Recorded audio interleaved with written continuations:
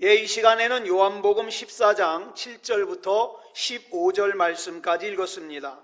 오늘은 요한복음 38번째 시간입니다. 부제목은 하나님을 믿는 사람의 능력입니다. 하나님을 믿는 사람의 능력. 우리 옛말에 이런 말이 있습니다. 백문이 불여일견이다.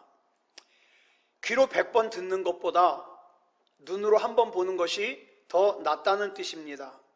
확실히 옳은 말입니다.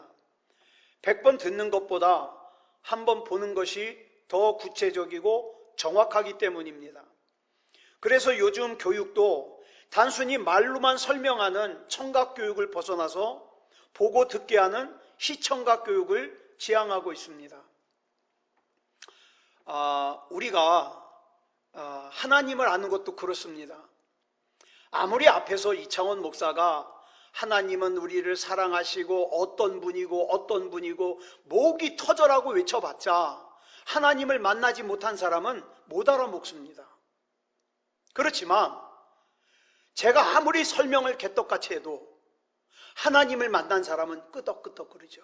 왜? 내가 만났거든요. 내가 봤거든요.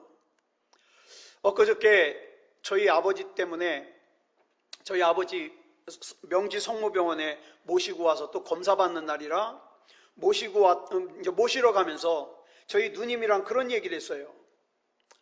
참 하나님을 만나는 게 그런 것 같다. 우리 형제는 우리 엄마가 어떤 분이라는 걸 아니까 그냥 엄마 그러면은 우리는 벌써 알아요. 참 기도 많이 하시고 자식들 사랑해 주시고 알아요. 벌써 가슴이 쩌르르해요. 그런데 우리 어머니를 모르는 사람한테 우리 어머니는 어떤 분이고 아무리 설명해봤자 몰라요. 가슴에 와 닿질 않아요. 왜? 보질 못했거든. 경험하질 못했거든. 그래서 하나님도 그렇다 이 말이에요. 그래서 이렇게 눈으로 보는 게 대단한데 대단히 중요하긴 하지만 인간의 눈으로 보는 거에는요 한계가 있습니다. 인간의 눈은요 너무 가까이 있는 거 못 봐요. 우리 눈에 있는 눈썹 안 보이잖아요. 그런가 하면 너무 멀리 있어도 못 봐요. 세균처럼 너무 작은 것도 못 봐요. 우주처럼 너무 큰 것도 못 봐요. 태양처럼 너무 밝은 것도 못 봐요. 흑암처럼 너무 어두운 것도 못 봐요. 꽃이 천천히 피는 것도 볼 수 없어요. 총알처럼 빨리 지나가는 것도 볼 수가 없어요. 벽 너머를 볼 수 없어요. 등 뒤를 볼 수 없어요. 그러니까 우리가 눈으로 다 보는 것 같지만 사실은 우리 눈으로 보는 것이 너무 한정돼 있어요. 그것도 겉모습만 볼 수 있을 뿐 그 속을 꿰뚫어 보질 못해요. 이처럼 우리 인간이 모든 것을 다 볼 수 있는 것 같지만 사실은 볼 수 있는 것보다 보지 못하는 것들이 훨씬 더 많습니다. 우리 귀도 그렇습니다. 우리가 소리를 다 듣는 것 같지만 그렇지 않아요. 너무 큰 소리도 못 들어요. 너무 작은 소리도 못 들어요. 과학자들에 의하면 인간의 귀는요 약 20kHz까지의 음파를 들을 수 있답니다. 그런데 개는요 25kHz까지 듣는데요. 박쥐는요 80kHz까지 듣는답니다. 돌고래는요 120kHz까지 듣는데요. 그러니까 우리는 스스로 그러잖아요. 인간은 만물의 영장이다 자랑하지만 사실은 청력만 놓고 보면 하찮은 동물보다도 못한 게 인간입니다.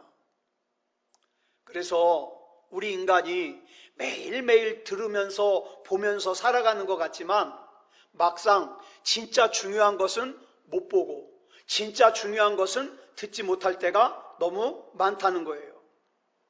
그렇기 때문에 우리에게는 믿음이 필요합니다. 여러분 제가 설교할 때 이 앞에 마이크가 있습니다. 마이크가 있어요. 여러분 중에 누구 하나도 이 앞에 마이크가 있다는 걸 내가 믿습니다 이렇게 얘기하는 사람 없어요. 왜? 보이는 걸. 마이크가 있다는 게 보이는 걸. 이건 믿음이 필요하질 않아요. 그런데 이 마이크와 그 다음에 앰프가 연결돼서 이 스피커로 소리가 나온 거는 믿음이 필요해요.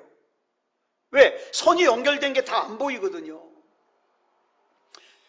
자, 한마디로 정리하면 이런 겁니다.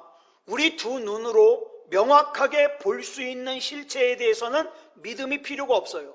보이니까. 그렇지만 우리 눈으로 볼 수 없는 마이크와 스피커 사이에 있는 연결되어 있는 선은 믿음이 필요합니다. 아, 저건 소리가 나오는 것으로 봐서 분명히 연결되어 있을 거야. 믿음이 필요해요. 자, 다시 정리하면 인간이 모든 것을 볼 수 있고 들을 수 있고 모든 것을 빠짐없이 바르게 인식할 수 있으면 믿음이 필요하지 않아요. 네. 여러분, 에덴 동산에서 아담과 하와가 하나님을 믿는데 믿음이 필요했을까요? 믿음이 필요하지 않아요. 왜? 허구한 날 하나님과 같이 산책했는 걸. 그건 실제잖아요. 믿음이 필요하지 않아요. 근데 우리는 믿음이 필요합니다. 믿음이 필요해요. 네. 우리의 시력이, 우리의 청력이, 다시 말해서 우리 오감의 능력이 너무나도 불완전하기 때문에 우리가 완전하게 인식할 수 없는 그 하나님을 향한 믿음이 필요한 거예요. 인간의 몸을 입고 이 땅에 오신 예수님께서 이 세상에서 공생애를 사신 시간은 불과 3년에 불과합니다. 아주 짧은 시간이에요. 또한 주님께서 평생 활동하신 영역도 우리나라의 경상남도, 북도 합쳐진 그 크기만밖에 안 해요. 팔레스타인 땅이. 말하자면 예수님의 활동 범위 역시 대단히 좁습니다. 자, 그렇다고 그래서 예수님께서 이 땅에 계시는 동안에 신자들을 많이 만들어 놨냐? 그렇지도 않아요. 물론 예수님 가시는 곳에 사람들이 많이 모이긴 했어요. 그런데 그 사람들이 예수님께 모인 이유는 단지 표적과 기사를 구경하고 싶어서 모인 거예요. 그들은 모두 한결같이 자기가 원하는 것과 자기가 기대하는 것을 예수님이 이루어 주시기를 원하면서 예수님께 왔을 뿐 예수님을 메시아로 믿으려고 하진 않았습니다. 그래서 사도행전 1장 15절을 보면 예수님께서 이 세상을 떠나신 직후 예수님을 정말로 구원자로 믿어서 메시아로 믿어서 예루살렘의 마가의 다락방에 모여서 기도하며 예수님이 말씀하신 대로 성령을 기다린 사람은 120명밖에 안 돼요. 120명. 또 고린도전서 15장 6절을 보니까 부활하신 예수님을 직접 만나고 증인이 된 사람들의 수도 약 500여 명밖에 안 돼요. 그들이 예수님께서 승천하시기 전까지 이스라엘 전역에 퍼져 있던 그리스도인의 전부입니다. 많은 숫자가 아니에요. 그런데 예수님께서 이 세상을 떠나신 후에 예수님의 제자들은 어땠습니까? 그들은 최소한 20년 내지 30년 이상 이 땅에서 사역을 했어요. 베드로 같은 경우에는 한 번 설교에 막 3,000명이 회개하고 5,000명이 회개하고 막 이런 역사가 일어났어요. 요한복음을 기록한 사도 요한은 50년 이상이나 일을 했습니다. 그 활동 범위도 보니까 예수님은 팔레스타인 안에만 계셨는데 이 예수님의 제자들은 온 사방팔방으로 다 퍼져나갔어요. 그 오랜 기간 동안 그 넓은 지역에서 그리스도인이 된 사람들은 숫자가 많아졌습니다. 이처럼 예수님의 제자들이 행한 일과 그 결과는 육신을 입고 이 땅에 오신 예수님이 하신 일보다 훨씬 컸어요. 자, 이것을 오늘 본문 12절이 이렇게 기록하고 있습니다. 시작. 내가 진실로 진실로 너희에게 이르노니 나를 믿는 자는 내가 하는 일을 그도 할 것이요 또한 그보다 큰 일도 하리니 이는 내가 아버지께로 감이라. 예수님께서는 당신이 하나님 아버지께로 돌아가신 이후에 이 땅에 남아있을 제자들이 예수님 당신이 하신 일보다 훨씬 더 큰 일을 행할 거라고 말씀하고 있어요. 저보고 성경 말씀 가운데 가장 당황스러운 말씀을 찾아라. 그러면 저는 이 말씀을 말할 거예요. 예수님께서 하신 일을 우리도 할 뿐만 아니라 예수님께서 하셨던 일보다 더 큰 일도 할 거라. 얼마나 당황스러운 말씀이에요. 적어도 겉으로 볼 때는 예수님께서 이 땅에 하신 일보다 제자들이 한 일이 더 큰 건 사실이에요. 또 우리나라만 하더라도 어떻습니까? 좀 중대형 교회만 하더라도 그 예수님 부활을 목격하고 증인이 된 500여 명보다 훨씬 더 많이 모이는 교회가 많잖아요. 그런데 여러분, 우리가 여기서 잘 봐야 될 것이 있습니다. 이 제자들이 예수님이 하신 일을 할 뿐만 아니라 더 큰 일을 한 것은 그 제자들만의 노력이나 의지나 능력으로 가능한 일이 아니었다는 거예요. 그래서 예수님께서 나의 일을 저도 할 것이요 또한 이보다 큰 것도 할 것이다 라는 말씀 앞에 조건이 붙잖아요. 그 조건이 뭡니까? 나를 믿는 자는.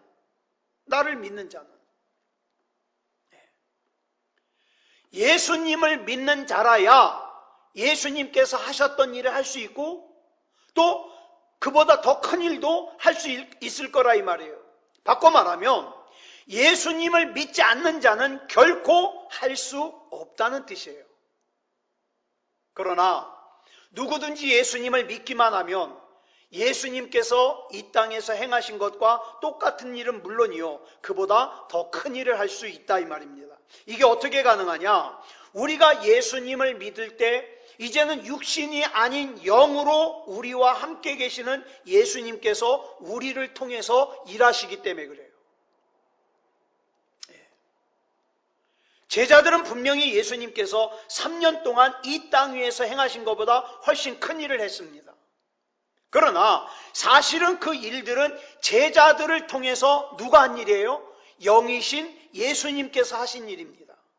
이것을 다시 생각하면 우리가 아무리 작고 보잘것없는 존재라 할지라도 우리가 예수님을 믿을 때 성경에 나타나 있는 예수님께서 하신 일보다 더 큰 일을 할 수 있음은 물론이거니와 예수님께서 우리를 통해 더 큰 일을 하신다 이 말입니다. 이분은 여러분 잘 아시는 분당 우리 교회 이찬수 목사님입니다.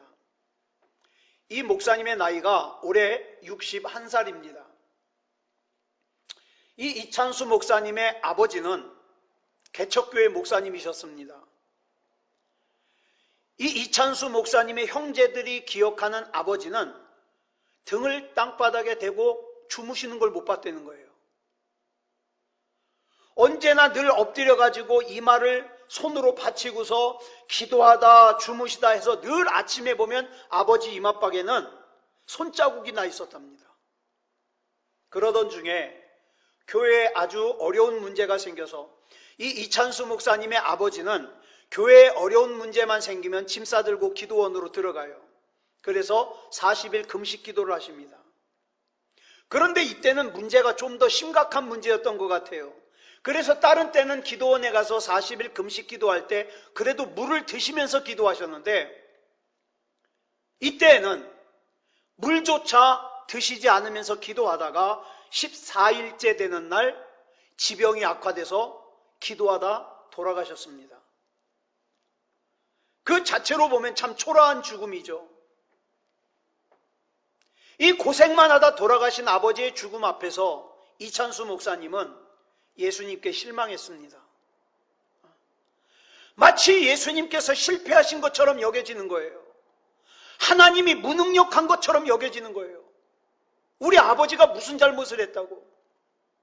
교회를 위해서 기도한 것뿐인데 아니 어떻게 금식 기도를 하다가 데려가실 수 있냐고. 그래서 어머니가 아버지의 뒤를 이어서 목회를 해야 된다고 말씀하셨는데 거역했어요. 그리고 장사를 했습니다. 그런데 그렇게 거역하고 장사를 하다가 이 마음이 늘 편치가 않아서 30살에 신학교를 들어갔습니다. 그런데 신학교를 들어간 이 이찬수 목사님 앞에 참 말도 안 되는 일들이 펼쳐지더라는 거예요. 신학교에서 사랑의 교회에서 전도사를 구한다는 광고가 붙었는데 거기 전도사로 들어가기가 참 어렵대요. 근데 우여곡절 끝에 사랑의 교회 교육전도사로 들어가게 된 거예요. 들어갔는데 학생 애들을 담당을 하는데, 여러분 강남에 사는 애들이 그래요. 낯가림이 심해요. 그래서 쉽게 친해질 수가 없어요. 근데 얘들이 이찬수 그 당시에 전도사님이죠. 이찬수 전도사님을 좋아하는데 이해를 못하겠더라는 거예요. 얘네들이 나를 왜 좋아하지? 이찬수 목사님이 아이들을 데리고 큐티를 하는데, 큐티를 해왔나 안 해왔나, 숙제를 해왔나 안 해왔나 검사를 해가지고 안 해온 사람은 예배 시간에 뒤에서 손 들고 있으라고. 얼마나 수치스러워요. 또 수련회 가서는요, 성경 암송하는 걸 시켜가지고 암송을 못하면 손바닥을 막 때리는 거예요. 아프게.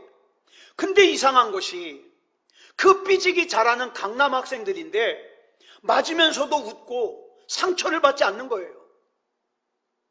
또 한 번은, 여러분 기독교 출판사에서, 굉장히 큰 출판사예요.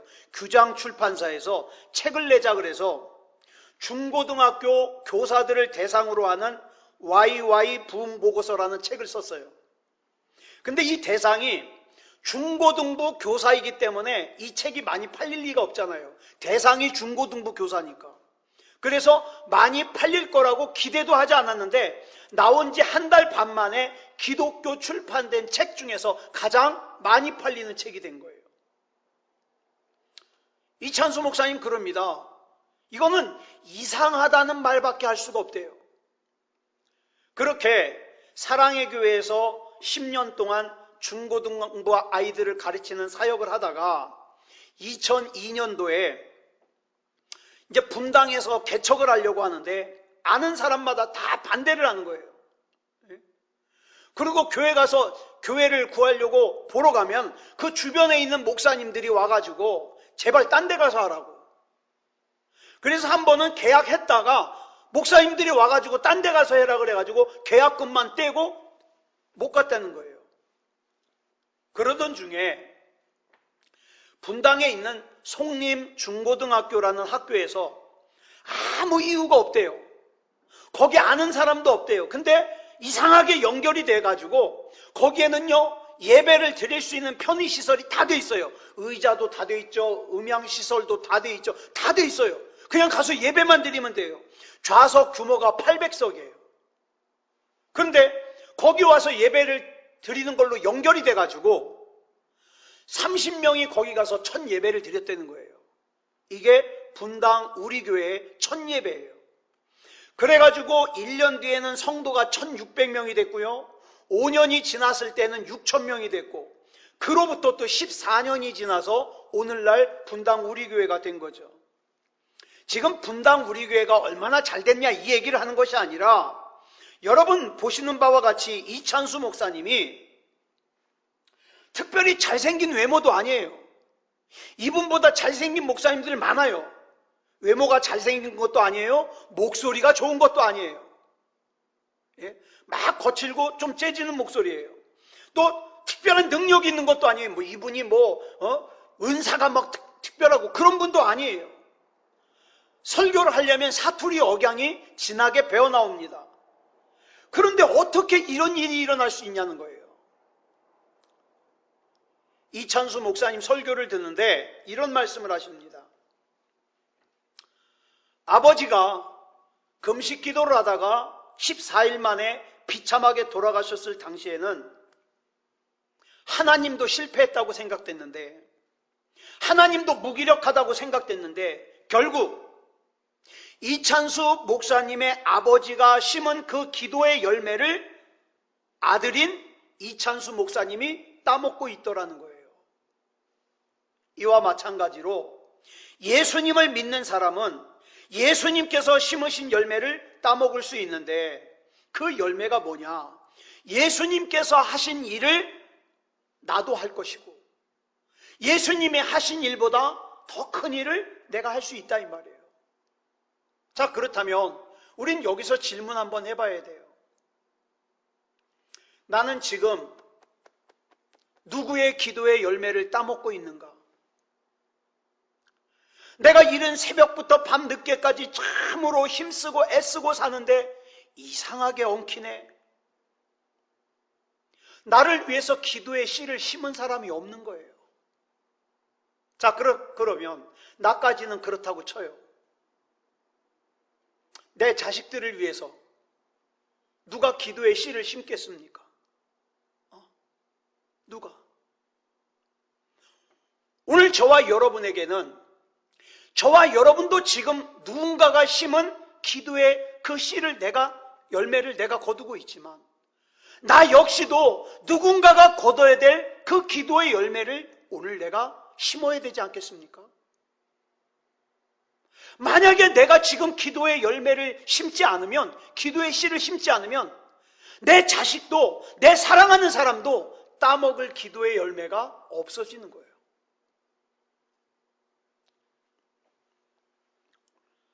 예전에 저랑 같이 동역하던 전도사님이 한번 아팠어요. 수술을 했는데 병문안을 갔는데 어머니가 시골 분이에요. 신앙이 없어요. 그랬는데 이분이 병원에서 머리를 감고 싶어가지고 어머니한테, 어머니 샴푸 좀 사다 주세요. 그랬더니 어머니가 가서 퐁퐁을 사오셨어요. 이 전도사님이 병상에서 너무 속상해가지고, 근데 그분이 병상에서 제게 한 얘기를 제가 잊질 못해요. 전도사님, 나는 전도사님이 부러워요. 뭐가요? 전도사님을 위해서 기도해주는 부모님이 있고, 전도사님을 위해서 기도해주는 형제가 있다는 게 너무 부러워요. 맞아요. 저는 지금 저를 위해서 기도의 씨를 심은 그 씨를 제가 따먹고 있거든요. 저도 지금 이제 기도의 씨를 심어야죠. 자, 그런데 예수님께서 이렇게 하신 이유를 그 다음 구절인 본문 13절에서 이렇게 설명하십니다. 시작. 너희가 내 이름으로 무엇을 구하든지 내가 행하리니 이는 아버지로 하여금 아들로 말미암아 영광을 받으시게 하려 함이라. 이 말씀을 보면 우리가 예수님을 믿을 때 예수님의 이름으로 구하기만 하면 예수님께서 하나님 아버지의 영광을 위해서 무엇이든지 이루어 주시겠다고 약속하시는 거예요. 여러분, 우리 인간의 처지에서 볼 때 이 얼마나 감격적이고 위대한 약속입니까? 지난 2000년 동안 얼마나 많은 사람들이 이 말씀, 그래 예수님의 이름으로 무엇을 구하든지 예수님께서 행한다 그랬으니까 난 예수님의 이름으로 뭐든지 구할 거야. 예수님의 이름으로 부자가 되게 해달라 그럴 거야. 예수님의 이름으로 건강하게 해달라 그럴 거야. 예수님의 이름으로 잘 살게 해달라 그럴 거야. 얼마나 많이 기도했겠습니까? 또 얼마나 많은 사람들이 이 말씀을 붙들고 좌절과 절망을 딛고 일어섰겠습니까? 또 반면에 얼마나 많은 사람들이 이 구절을 잘못 해석해서 엉뚱한 것을 구하느라고 예수님의 이름으로 기도했습니다. 1000만 원만 주십시오. 뭐 이러고 기도했겠어요. 여러분, 이 말씀이 만약에 무엇이든지 네가 원하는 걸 구하기만 하면 다 이루어주겠다라고 하는 말씀이라면 무당이 하는 말과 똑같은 거예요. 무당은요, 구하는 게 옳은 건지 그른 건지 선한 건지 악한 건지 그거 안 가려요. 그냥 복채만 내면 다 해줘요. 그런데 예수님께서는 본문 14절에서 내 이름으로 구하면 그랬어요. 내 이름으로 구하면. 우리 한번 같이 읽어볼까요? 시작. 내 이름으로 무엇이든지 내게 구하면 내가 행하리라. 여러분, 아무거나 무턱대고 구한다 그래서 다 이루어지는 것이 아니라 예수님의 이름으로 구할 때 무엇이든지 이루어 주시겠다는 약속이에요. 그렇다면 이 경우 예수님의 이름으로 구한다는 건 무슨 뜻일까요? 우리는 기도할 때 끝에 그러졌고 이 모든 말씀을 예수님의 이름으로 기도드립니다. 죄인인 우리는 감히 거룩하신 하나님 앞에 직접 기도할 수 없기 때문에 우리의 구원자 되시는 예수님의 이름을 통해서 기도하는 거예요. 그렇다면 내 이름으로 기도하라는 이 말씀의 참된 의미가 뭔가? 여러분, 모든 이름 안에는 그 사람의 권한과 능력이 담겨져 있어요. 여러분, 지금 우리나라의 대통령이 문재인 대통령 아닙니까? 우리가 그냥 이 문재인이라는 이름을 딱 생각하면 그 이름 안에는 뭐가 담겨져 있어요? 대통령으로서의 권한과 능력이 담겨져 있어요. 모든 이름이 다 그래요. 그렇다면 너희는 내 이름으로 기도하라. 예수님께서 말씀하실 때 여기서 예수님께서 말씀하시는 예수님의 이름은 어떤 의미이겠는가? 요한계시록 19장 11절을 갖다가 표준 세번역 성경으로 보겠습니다. 시작. 나는 또 하늘이 열려 있는 것을 보았습니다. 거기에 흰 말이 있었는데 신실하신 분, 참되신 분이라는 이름을 가지신 분이 그 위에 타고 계셨습니다. 그는 의로 심판하시고 싸우시는 분입니다. 여러분, 여기서 나오는 신실하신 분, 참되신 분이 누구냐? 예수님이에요. 그럼 신실이 뭡니까? 바른 믿음을 가지고 바르게 실천하는 것을 신실이라 그래요. 참됨은 뭡니까? 거짓이 없는 거예요. 따라서 신실하신 분, 거짓이 없는 분이란 이름을 가지신 예수님께서 내 이름으로 구하라. 무슨 뜻입니까? 그럼 우리가 이 예수님의 이름으로 신실하지 않은 것을 구할 수 있겠어요? 예수님의 이름으로 거짓을 구할 수 있겠어요? 그럴 수 없잖아요. 신실하고 참되신 예수님의 이름으로는 오직 신실한 것을 구할 수밖에 없어요. 참된 것을 구할 수밖에 없어요. 우리가 주님께 무엇이든지 구할 수 있으나 그 궁극적인 목적은 모두 신실하고 참된 삶이어야 됩니다. 건강을 구하는 것도, 하나님 나 급하게 돈이 필요합니다. 돈을 구하는 것도, 성공을 구하는 것도 신실하고 참된 삶을 살기 위해서 그래요. 하나님, 나 하나님 안에서 신실하게 살기 위해서, 참되게 살기 위해서 건강이 필요합니다. 하나님 맡겨주신 사명을 감당하기 위해서 나 돈이 좀 필요합니다. 구할 수 있는 거예요. 이렇게 신실하고 참된 삶을 궁극적인 목적으로 삼고 기도하는 사람에게는 많은 것을 주면 줄수록 어떻게 살아요? 더 신실하게 살아요. 더 참되게 살아요. 그런데 자기 욕망대로, 자기 욕심대로 구하는 사람은 많아지면 많아질수록 어떻게 삽니까? 하나님으로부터 떠납니다. 이렇게 달라져요.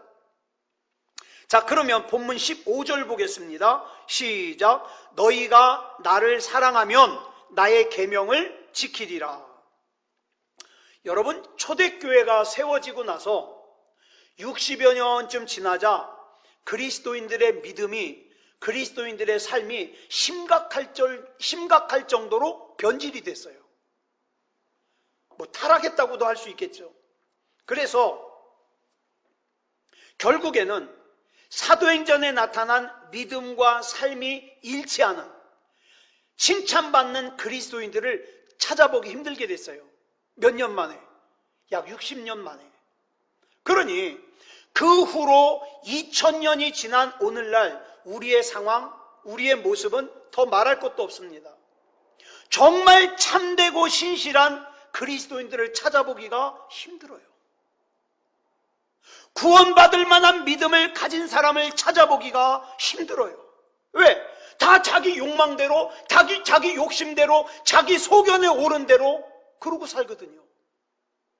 그렇기 때문에 오늘 본문의 말씀이 중요하고 이 말씀에 우리가 귀를 기울여야 돼요. 뭐라 그랬습니까? 너희가 나를 사랑하면, 내가 주님을 사랑하면 어떻게 해야 돼요? 주님의 계명을 지킵니다.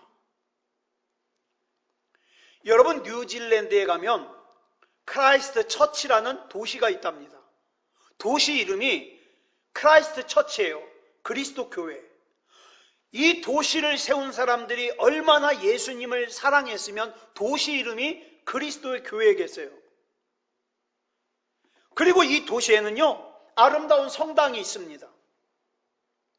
그런데 언제부턴가 일본에 있는 젊은이들의 입에 이 성당에서 결혼하는 것이 유행이 되기 시작했어요. 이들은 예수님을 믿어서가 아니에요. 예수님 안 믿는 사람도 그저 이 성당이 아름답기 때문에 일부러 뉴질랜드를 찾아가서 이 성당에서 신부님의 주례로 결혼을 하는 거, 이게 유행이 됐어요. 그런데 이 숫자가 점점 늘어나자 일본의 여행사에서 결혼을 앞둔 일본의 젊은이들에게 이 크라이스트 처치에서의 결혼과 신혼여행을 상품으로 내놓기 시작했어요. 그러니까 막 사람들이 더 많아지겠죠. 그러다 보니까 이 성당 주변으로 호텔이 들어서기 시작한 거예요. 누구를 위해서? 이 성당에서 결혼을 하기 위해서 오는 일본의 젊은이들, 신혼부부를 위해서 호텔이 들어서기 시작한 거예요. 그래서 처음에는 순수한 의도에서 성당을 빌려주었던 이 성당 측에서 더 이상 일본의 젊은이들의 결혼을 위해서 성당을 빌려주는 것을 중단했어요. 이제 안 하겠다. 그랬더니 여행사에서 갑자기 졸지에 여행 상품 중요한 것을 잃어버리게 돼 있잖아요. 그래서 이 여행사에서 어떻게 했느냐, 그 주변에 있는 성당을 하나 사가지고, 여행사마다, 그러니까 지금 그런 성당이 거기 많아요. 성당을 하나 사요. 그리고 월급을 주고 신부를 하나 고용을 해요. 그러니까 이 신부는 뭐만 하면 되느냐, 그 성당에서 오는 일본의 젊은이들을 위해서 결혼 주례만 쓰면 되는 거예요. 하는 일이 그거예요. 그래서 지금 굉장히 성업 중이랍니다. 지금도 많대요. 또 하나, 여러분, 이 교회는 뭐냐? 미국 라스베이거스에 있는 웨딩 처치라는 교회예요. 우리로 말하면 결혼교회죠. 결혼교회. 이 교회는 평소에는 늘 비어 있다가, 여러분, 라스베이거스가 관광지잖아요. 많은 사람들이 관광을 하고 그 다음에 거기서 도박을 하고 그저 게임을 하고 그랬는데, 거기에 놀러 왔다가 젊은이들이 눈이 맞아요. 그래가지고 야, 우리 결혼하자. 그래가지고 거기 있는 교회를 찾아가가지고 벨을 누르면 어디선가 목사라고 하는 사람이 나타나서 돈을 받고 즉석에서 결혼 주례를 해준다는 거예요. 그래서 교회 이름이 웨딩 처치예요. 근데 여러분, 라스베이거스에 가면 이런 교회가 많다는 거예요. 많아요. 자, 그럼 한번 보자고요. 앞에서 말씀드린 성당이나 또 뒤에서 말씀드린 웨딩 처치나, 아무리 그 성당과 그 다음에 교회를 아름답게 꾸미고 지붕 위에 십자가를 갖다가 달았다 하더라도 그게 교회일까요? 교회일 수가 없죠. 그러면 우리도 한번 보자고요. 나는 교회라면서요. 그럼 나는 어떤 교회냐 이 말이에요. 내 안에 정말 하나님을 사랑하는 사랑이 있는 교회예요? 내 안에 정말 하나님을 향한 마음이 있는 교회예요? 아니면 아까 그 성당이 일본의 젊은이들을 위해서 결혼하기 위해서만 존재하는 돈 주고 구입한 성당이 된다든지, 아니면 라스베이거스에 관광하러 온 젊은이들이 결혼하기 위해서 띵동 누르면 가운 입고 나와가지고 돈 받고 주례해주는 이런 교회라면 더 이상 교회가 아니지 않겠습니까? 오늘 이 밤에 우리 자신한테 한번 물어봤으면 좋겠어요. 나는 정말 예수님이 주인이신 교회인가? 아니면 지금 현재 내 안에 다른 목적이 있는가?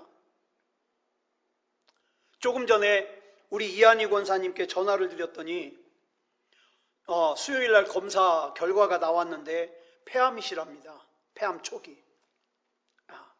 굉장히 이제 걱정하시죠. 두려워하시죠. 그래서 우리는 이제 그런 상태에서 어떡합니까? 하나님의 치유하심을 기도합니다. 그런데 여러분, 우리가 하나님 앞에 예배하고 하나님 앞에 기도하는 주 목적이 그러한 어떤 문제 해결만을 위한 것이 되면 안 된다 이 말이에요. 내가 교회일 수 있는 것은 뭐 때문이에요? 하나님을 예배하기 때문이에요. 하나님을 하나님으로 섬기기 때문이에요. 그래서 내가 하나님 앞에 하나님을 하나님으로 섬길 때에 어떻습니까? 나는 교회가 되는 것이고, 교회인 나를 하나님께서 회복시키시고 치료하시고 인도해 주시는 거죠. 자, 이 밤에 우리가 기도할 때에 먼저 온전한 교회이기를 기도했으면 좋겠습니다. 그렇습니다, 주님. 나는 주님을 사랑하기 때문에 나는 주님의 계명을 지킵니다. 나는 주님을 사랑하기 때문에 나는 주님이 원하시는 대로 살기 원합니다. 누가 이렇게 하나님 앞에 기도하시겠습니까? 아무쪼록 이 밤에 진짜 교회가 되어서, 진짜 그리스도인이 되어서 우리 하나님 앞에 진짜 기도하는 그런 저와 여러분이 되기를 그리스도 예수님의 이름으로 축복합니다. 기도하겠습니다. 사랑의 아버지 하나님, 감사합니다. 이 시간에 우리 하나님의 은혜 가운데 인도하여 주셔서 하나님을 예배하고 기도하기 위해 이 자리에 나왔습니다. 한 해 한 해 살면서 느끼는 것은 참 우리는 질그릇입니다. 약합니다. 부족합니다. 너무 쉽게 넘어집니다. 그래서 우리는 하나님이 아니면 안 됩니다. 사랑의 아버지 하나님, 이 시간 붙잡아 주셔서 내가 힘이 있어서가 아니라, 내가 능력이 있어서가 아니라, 내가 주님 안에 있으니까, 주님이 나를 통해서 일하시니까 주님께서 하셨던 일 나도 하게 해주시고, 주님이 하셨던 일보다 더 큰 일도 할 수 있는 능력을 부어 주시옵소서. 악하고 더러운 사탄 마귀가 우리를 약하게 만들려고, 두렵게 만들고, 염려하게 만들고, 좌절하게 만들고, 절망하게 만들려고 하는 모든 것들 우리 주 예수 그리스도 이름으로 명령하고 선포하여 다 떨쳐내게 하시고, 오직 우리 주 예수 그리스도 이름으로 승리하는 삶을 살게 하여 주시옵소서.